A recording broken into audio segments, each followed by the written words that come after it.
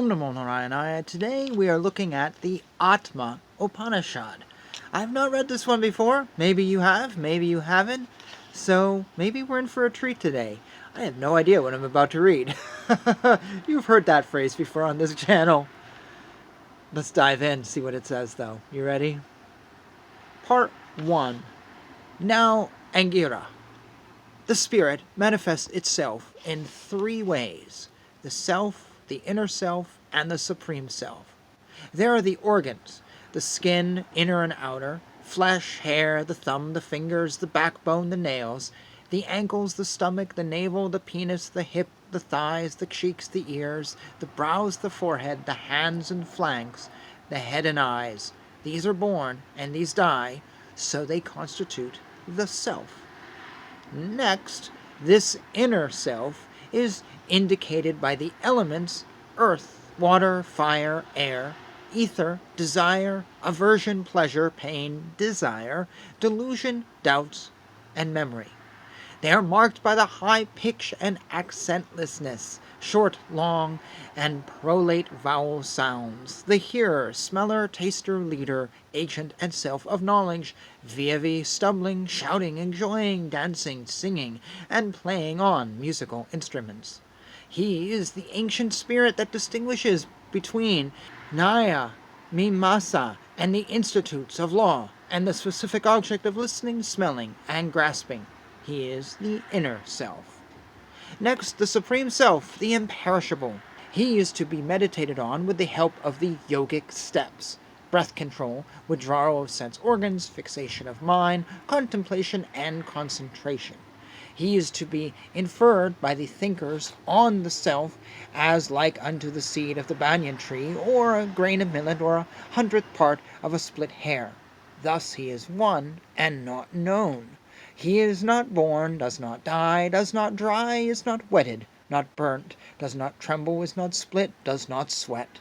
He is beyond the gunas, is a spectator, is pure, partless, alone, subtle, owning not, blemishlessness, immutable, devoid of sound, touch, color, taste, smell, is indubitable, non-grasping, omnipresent. He is unthinkable and invisible. He purifies the impure, the unhallowed. He acts not. He is not subject to empirical existence. Thus ends Part 1. Part 2. The good named the Atman is pure, one and non-dual, always in the form of Brahman. Brahman alone shines forth, even as the world with its distinctions like affirmation, negation, etc. Brahman alone shines forth. With distinctions like teacher and disciple also, Brahman alone appears. From the point of view of truth, pure Brahman alone is. Neither knowledge nor ignorance, neither the world nor aught else is there. What sets empirical life afoot is the appearance of the world as real. What winds up empirical life is its appearance as unreal. What discipline is required to know? This is a pot. Except the adequacy of the means of right knowledge. Once it is given, the knowledge of the object supervenes. The ever-present self shines when the means of its cognition is present. Neither place nor time nor purity is required. The knowledge I am Devadatta depends on nothing else. Similarly, the knowledge I am Brahman of the knower of Brahman is independent. Just as the whole world by the sun, by the splendor of the knowledge of Brahman is everything illuminated. What can illuminate the non-existent and illusory non-self? That which endows the Vedas, Shastras, Puranas, and other beings with import. That knower what will illume. The child ignores hunger and bodily pain and plays with things. In the same way, the happy Brahman knower delights in himself, with the sense of mine and I. Thus the silent sage, alive and alone, the embodiment of desirelessness, treats the objects of desire.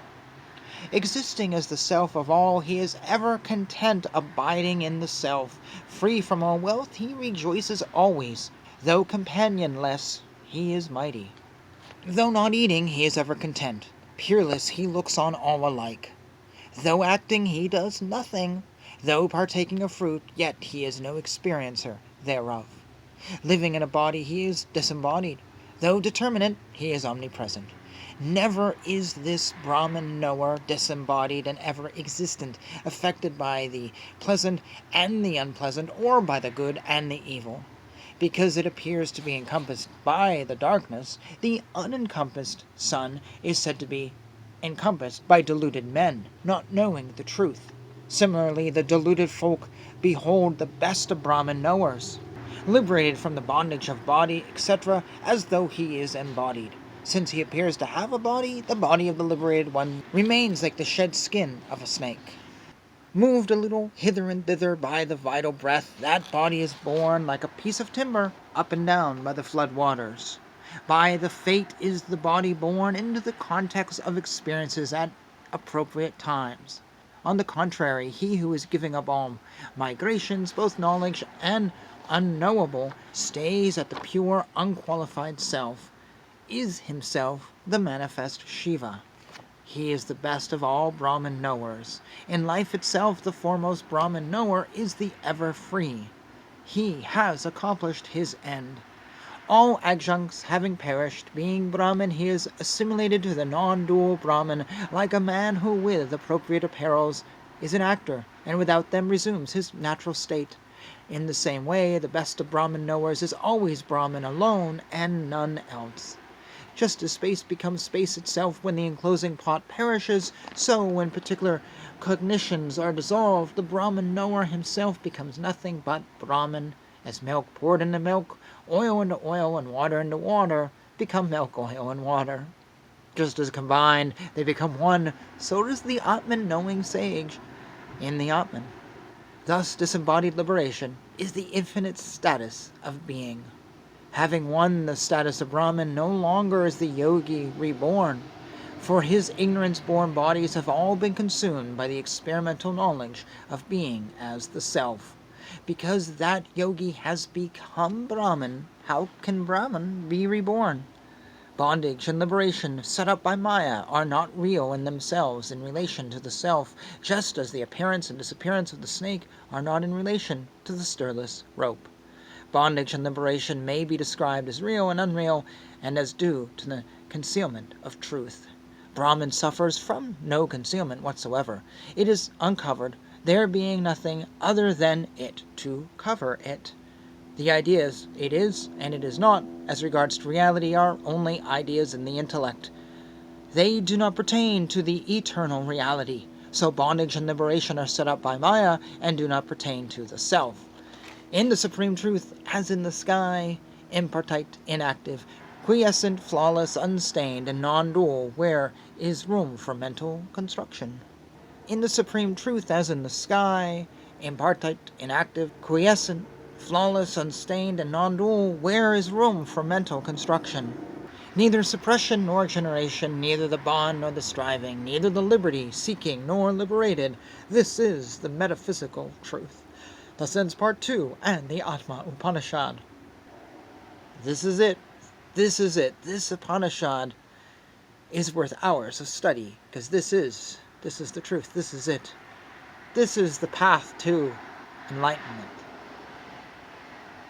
That's what we just read, literally. What can I add to this profound truth? Absolutely nothing.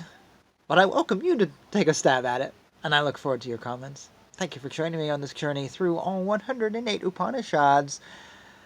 Yeah, that was a really good one. That was really good. Jai Shri Krishna.